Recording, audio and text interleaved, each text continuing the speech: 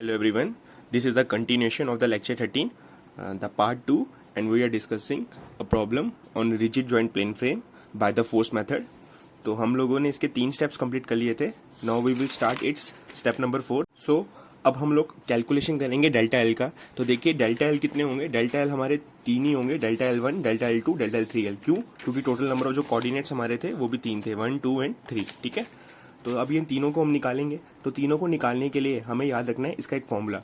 देखिए डेल, जब भी कैपिटल डेल निकालेंगे यानी कि इस तरीके का डेल जो ट्रायंगल की फॉर्म में है, तो आप लोगों ने हमेशा याद रखना है ये डेल्टा रिस्पॉन्सिबल होता है जो एक पोर्टल फ्रेम के ऊपर एक्सटर्नल लोडिंग आपका गिर रहा है. यानी कि जैसे देख रहे हैं ये आपका एक्सटर्नल लोडिंग था पोर्टल फ्रेम में, इसके कारण जो मूवमेंट जनरेट हुआ है वो आपको लेना पड़ेगा. तो इसलिए डेल्टा 1L की बात करेंगे तो डेल्टा यानी कि एक्सटर्नल मूवमेंट, तो एक्सटर्नल मूवमेंट था हमारा m, 1 कोऑर्डिनेट है तो उसके साथ आपको m1 भी लेना पड़ेगा. यानी कि ये फॉर्मूला याद करने का तरीका बता रहा हूँ आपको कि इंटीग्रेशन रहेगा हमेशा अपॉन में EA रहेगा, यहाँ dx रहेगा. तो m यूज करेंगे कैपिटल एल के लिए, 1 यूज करेंगे m1 के लिए. इसी तरीके डेल्टा 2L का रहेगा इंटीग्रेशन, कैपिटल एल है तो m रहेगा, 2 है तो m2 रहेगा, 3 के लिए m और m3 रहेगा. अब ये इंटीग्रेशन करेंगे हम हर एक पोर्शन का, यानी कि इसमें टोटल नंबर ऑफ पोर्शंस कितने थे हमारे 3, DC, CB, BA. तो इन तीनों पोर्शंस के लिए हम इंटीग्रेट करेंगे. अब इनकी लिमिट्स लगाएंगे 0 से 2 और m की वैल्यू चेक करेंगे. देखिए DC पोर्शन की लिमिट है 0 से 2, m की वैल्यू है 0, m1 की वैल्यू है x. पुट करेंगे यहाँ पे dx डालेंगे और I क्या है इसका I पुट करेंगे फाइनली. इसी तरीके से हम लोग CB का डालेंगे. तो CB की लिमिट्स क्या है हमारी 0 से 4, m की वैल्यू है -15x², m1 की वैल्यू है +2. तो फाइनली ये वैल्यूज डालेंगे हम लोग यहाँ पे. इसी तरीके से थर्ड के BA पोर्शन के लिए लिमिट्स दे सकते हैं 0 से 4, m का वैल्यू ये है, m1 का वैल्यू ये है. ये पुट करेंगे और सॉल्व करेंगे, डेल्टा एल निकल जाएगा हमारा. इसी तरीके से डेल्टा 2L के लिए भी तीनों डालेंगे. ठीक है. और ये वैल्यूज हम लोग इस टेबल से निकालेंगे. कैसे आई थी आपको बता चुका हूँ पिछले लेक्चर में. तो ये वैल्यूज हम लोग यहाँ से निकालेंगे और फाइनली पुट करेंगे, सॉल्व करेंगे तो हमारा आ जाएगा. इसी तरीके से डेल्टा 3L पे निकाल सकते हैं. सेम यहीं से वैल्यू m की, m3 की लिमिट्स हैं, I की वैल्यूज हैं. तो सारी वैल्यूज आप निकाल के यहाँ पुट करेंगे तो आपका फाइनल आंसर यहाँ पे आ जाएगा. ठीक है. अब इसी के साथ हमारा नेक्स्ट स्टेप रहेगा step number 5, that is the development of flexibility matrix. तो देखिए अब फ्लेक्सिबिलिटी मैट्रिक्स निकालने के लिए हमें डेल्टा 3/3 लेना पड़ेगा क्योंकि 3 कोऑर्डिनेट थे, टोटल एलिमेंट्स हमारे 9 होंगे. तो अगर हम चाहते हैं कि हम फ्लेक्सिबिलिटी मैट्रिक्स को डेवलप करें तो हमें रिस्पेक्टिव कोऑर्डिनेट के ऊपर यूनिट फोर्सेज लगानी पड़ेंगी. ठीक है. तो जिसकी वजह से हमारे पास एलिमेंट्स का जनरेट हो जाएगा. तो देखिए 1 पे यूनिट फोर्स के कारण 1 पे वेक्टर. तो देखिए इसके लिए भी फॉर्मुला याद करना पड़ेगा, सेम इंटीग्रेशन. अब दोनों तरफ 1 1 है तो इसलिए m1 m1 यूज करेंगे. अगर आप बात मान लीजिए डेल्टा 2 1 हो या 1 2 हो, ये हमेशा सिमिलर होते हैं. तो इसके लिए फॉर्मुला क्या बनेगा, जैसे डेल्टा 1 2 की बात करें तो पहला यूज करेंगे m1, सेकंड यूज करेंगे m2. अगर 2 1 की बात करें तो क्या लिखेंगे m2 इंटू m1. बात तो एक ही है, m1 पहले लिखिए m2 बाद में लिखिए, बात तो एक ही है, मल्टीप्लिकेशन है. क्योंकि a.b या b.a लिखो बात तो सेम ही होती है. ठीक है. तो ये इस तरीके से इंटीग्रेशन करेंगे और फाइनली निकालेंगे. जैसे 1 1 की बात करते हैं, इंटीग्रेशन करना है हमें m1 m1 dx पे, यानी कि m1 का स्क्वायर dx पे EI. लेकिन ये तीनों पोर्शन के लिए लेना पड़ेगा DC, CB, BA. तो ये रही हमारी लिमिट्स, ये रही m1 की वैल्यू, ये रही I की वैल्यू. तो ये पुट करेंगे फाइनली इस तरीके से और डेल्टा 1 1 निकल जाएगा. तो इसी तरीके से आप लोग बाकी भी निकाल सकते हो. यानी कि आपको याद रखना है जब भी स्मॉल डेल लिखोगे तो जो कोऑर्डिनेट्स आप यूज करोगे उन्हीं के मूवमेंट्स आपको यहाँ पे लेने पड़ेंगे. ठीक है. तो डेल्टा 1 3 3 1 इस तरीके से आप लोग निकाल सकते हैं. ठीक है. इसी टेबल की मदद से सारी वैल्यूज आप लोगों ने यहाँ लिख चुकी हैं, तो इसी टेबल की मदद से आप लोग ये सब निकाल सकते हैं. ठीक है. तो इसको आप कीजिए ट्राई, आप इंटीग्रेशन कीजिए बाय मीन्स ऑफ कैलकुलेटर या हैंड, जैसे भी मैनुअली आपको ठीक लगे वैसे कीजिए, कैलकुलेटर की मदद से कीजिए. तो ये इंटीग्रेशन निकाल के आप लोग इसको चेक कर सकते हैं. तो ये फाइनली आपके सारे कोऑर्डिनेट्स हम लोग निकाल लेंगे यहाँ तक. ठीक है. इसी तरीके से ये हमारा फाइनली कोऑर्डिनेट्स बन जाएगा और डेल्टा मैट्रिक्स हमारा ओरिजिनेट हो जाएगा. ठीक है. स्टेप नंबर 6 हमारा रहेगा कैलकुलेशन ऑफ डेल्टा मैट्रिक्स. देखिए डेल्टा मैट्रिक्स निकालने के लिए आपको याद रखना है हमेशा कि डेल्टा मैट्रिक्स होता है सिंकिंग के कारण. अब हमारी सपोर्ट D के ऊपर देख सकते हैं सपोर्ट D, यानी कि ये सपोर्ट, इस पे तीनों कोऑर्डिनेट कंसीडर किए हैं और ये सपोर्ट कहीं पे भी सिंक नहीं कर रही, यानी कि इसका यील्डिंग नहीं हो रहा, यानी कि अनयील्डिंग है. अनयील्डिंग यानी कि नो सिंकिंग है. तो जिसकी वजह से ये तीनों डेल्टा क्या हो जाएंगे, 0 हो जाएंगे. अब हम लगाएंगे अपना स्टेप 7 में फ्लेक्सिबिलिटी का मैट्रिक्स फॉर्मूला. जो फॉर्मूला हमारा ये होता है, इसमें फाइनली पुट करेंगे. यहाँ पे 1/EI कॉमन ले लेंगे, लेकिन यहाँ ऊपर इनवर्स भी है तो बाहर आ जाएगा EI. इन सब में हमारे पास 1/EI कॉमन ले आ जाएगा. ठीक है. तो फाइनली हम लोग जब सॉल्व करेंगे तो P1 P2 P3 निकल जाएंगे. अब P1 P2 P3 की बात करते हैं. तो देखिए P1 था क्या, यानी कि फर्स्ट कोऑर्डिनेट क्या है, हॉरिजॉन्टल डायरेक्शन. किस डायरेक्शन में, इस डायरेक्शन में. यानी कि इस डायरेक्शन में जो वैल्यू आई है P1 की, यानी कि HD की, वो क्या है -53.3. इसी तरीके से अपवर्ड डायरेक्शन में जो आपका P2 आया है, P2 यानी कि अपवर्ड डायरेक्शन में क्या है, vertical direction at coordinate D, यानी कि सपोर्ट एट D. तो सपोर्ट D पे वर्टिकल डायरेक्शन क्या है, +70, यानी कि +70 है. और थर्ड क्या था, मूवमेंट, यानी कि D पॉइंट पे कितना मूवमेंट आया है. तो MD यानी कि P3 कितना वैल्यू, -53.3. अब एक बात ध्यान में रखिएगा, ये वैल्यूज की बात करें तो अगर मैं बोलूँ ये कुछ इस तरीके से मेरा पोर्टल फ्रेम है. ठीक है. ये मेरा डी पॉइंट है, ये मेरा सी पॉइंट है, ये बी है और ये ए। अब देखिए मैंने फर्स्ट क्वाड्रेंट किस डायरेक्शन में माना था, इस डायरेक्शन में, यानी कि वो किसकी वैल्यू बता रहा है, एच डी की, और एच डी की वैल्यू क्या बता रहा है, -53.3। यानी कि माइनस का मतलब ये है कि जो डायरेक्शन आपने मानी है उस डायरेक्शन में फोर्स की वैल्यू नेगेटिव है, यानी कि फोर्स की डायरेक्शन गलत है। इसको ठीक करने के लिए अगर इसको पॉजिटिव बनाना चाहता हूं तो मेरे को यहाँ पे जो फोर्स की डायरेक्शन दिखानी पड़ेगी वो कुछ इस तरीके से दिखानी पड़ेगी, यानी कि यहाँ पे जो एच डी की वैल्यू होगी वो +53.3 होगी जब आप एरो इस तरीके से बनाएंगे। इसी तरीके से ये वैल्यू क्या है, +70, यानी कि जो डायरेक्शन आपने मानी थी, अज्यूम की थी, वही डायरेक्शन आई है, तो यानी कि इस पर डायरेक्शन क्या दिखानी पड़ेगी, इस तरीके से 70 किलो न्यूटन।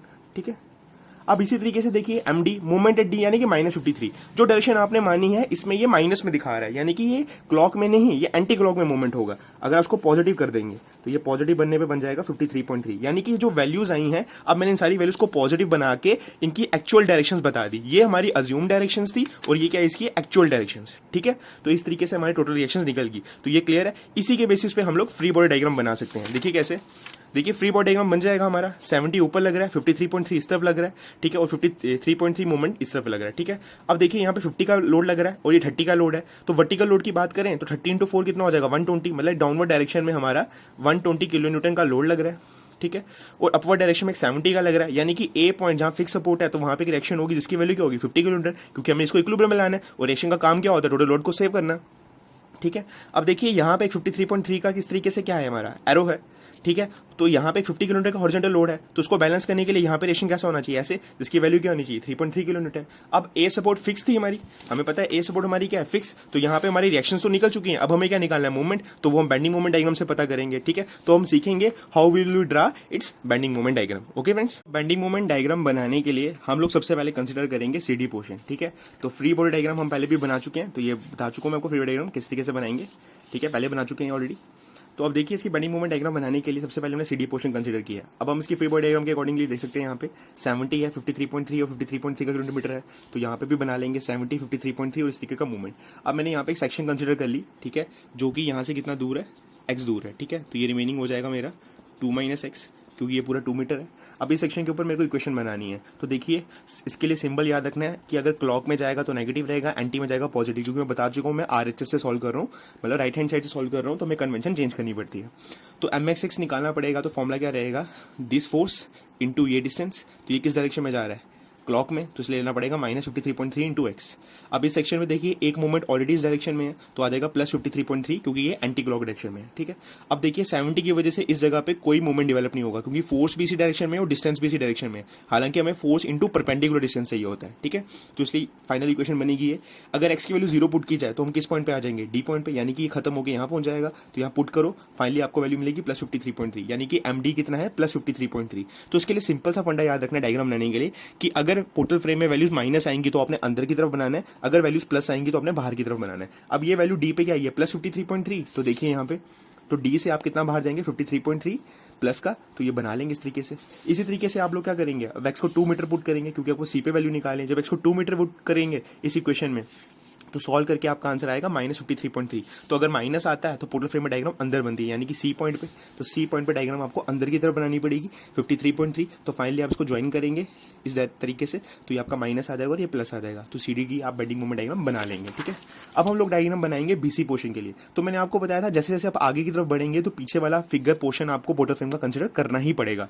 तो ये बीसी पोर्शन आ गया, साथ में सीडी भी लेना पड़ेगा। ये 70 लग रहा है, 53.3 हॉरिजॉन्टल किलो न्यूटन लग रहा है। ठीक है, और ये 53.3 किलो न्यूटन मीटर मूवमेंट लग रहा है इस डायरेक्शन में, ये 2 मीटर है आपका, ये तो एक सेक्शन कंसीडर किया एक्स दूर, ये ऊपर यूडीएल लोड लग रहा है। अब देखिए इस 70 के लाइन ऑफ एक्शन को उठा के सी पे रख सकते हैं, बिल्कुल हमने सी पे रख दिया। ठीक है, अब इसी तरीके से यहाँ पे देखिए ये 53.3 इस तरीके से लग रहा है, तो इसका डिस्टेंस कितना है 2, तो ये फोर्स और ये परपेंडिकुलर डिस्टेंस, तो सी पे एक मूवमेंट डायरेक्शन करेगा, मूवमेंट बनाएगा इस डायरेक्शन में, देख सकते हैं कैसे, इस डायरेक्शन में, जिसकी वैल्यू क्या होगी 53.3 इंटू 2।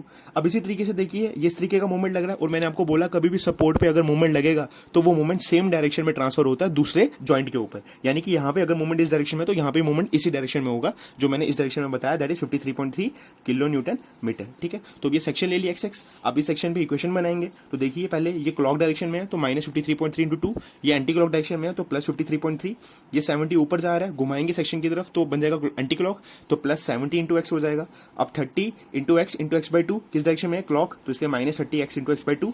फाइनली इक्वेशन बन गया इस तरीके से। अगर आप x को 0 पुट करेंगे तो कौन से पॉइंट पे आ जाएंगे, सी, तो x को यहाँ पे 0 पुट कीजिए तो फाइनली एमसी का वैल्यू आ जाएगा -53.3। ठीक है, तो देखिए सी पे -53.3 अब मैं बता चुका हूँ। इसके लिए क्या करना पड़ेगा, आपको माइनस है तो अंदर बनाना पड़ेगा। तो देखिए आपको अंदर पोर्टल फ्रेम बाहर नहीं जाना है, क्योंकि प्लस बाहर तो अंदर माइनस के लिए बाहर अंदर आना है। ठीक है, तो 53.3 आपको अंदर आना पड़ेगा। इसी तरीके से आप इक्वेशन में x को 4 पुट कीजिए, यानी कि यहाँ पे तो कौन सा पॉइंट मिल जाएगा आपको b, तो b पॉइंट के ऊपर फाइनली इक्वेशन बनेगी कुछ इस तरीके से। पुट कीजिए इसको और सॉल्व करेंगे, कितना आएगा -13.3। ठीक है, तो माइनस आया तो माइनस मतलब अंदर बनाना है, तो यहाँ से कितना अंदर जाएंगे आप 13.3 और फाइनली इनको ज्वाइन कर देंगे, ये पूरा पोर्शन माइनस में आ जाएगा। ठीक है, तो यानी कि b पे मूवमेंट आ गया 13.3 हम बना चुके हैं, यहाँ पे भी माइनस है तो यहाँ पे भी माइनस बना लेते हैं, तो 13.3 हमारा अंदर बन गया। ठीक है, अब इस तरीके से फाइनली हम क्या करेंगे, a पे बेंडिंग मूवमेंट निकालेंगे।